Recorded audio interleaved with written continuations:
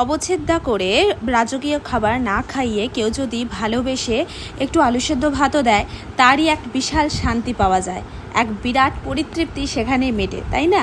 এখানে যেমন আমাদের সেদিনকে ডিনারে ছিল ভাত, সঙ্গে ছিল দাদাভাইয়ের হাতে মাখা ডিম আলু ভাতে।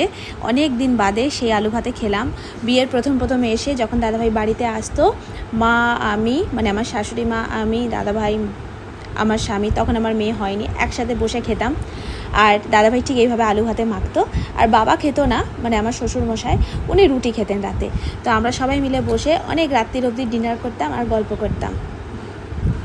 এখানে আমার শ্বশুর শাশুড়ি না থাকলেও এখানে রয়েছে দীনেশ দা, দাদাভাই, আমি, আমার হাজবেন্ড আর আমার মেয়ে। তো এই গ্রুপটাও আমাদের খারাপ কিছু নয়। এই দিনকে আমাদের তো আরও নতুন নতুন পাওনা ছিল। শুধু যে ডিম আলু ভাতে ভাত আর বাটার তা নয়, সঙ্গে ছিল আলু ভাজা, সেদ্ধ মুগের ডাল, আর ছিল গরম গরম চিকেনের ঝোল। কী যে অপূর্ব লাগছিল, পুরো ঘরের স্বাদ।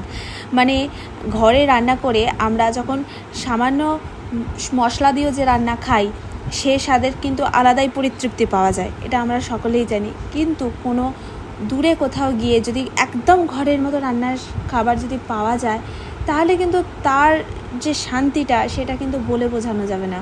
এতটাই পরিতৃপ্তি সেখানে পাওয়া যায়। আর সেদিনকে কিন্তু তাই ছিল। এত ভালো ওদের রান্নাগুলো, বলছিলাম না কালকে, প্রশংসা করছিলাম খুব ওদের এখানে রান্নার। আর রুমটাও ছিল তেমনি সুন্দর। সত্যি বলতে 10/10 দেওয়া যায়।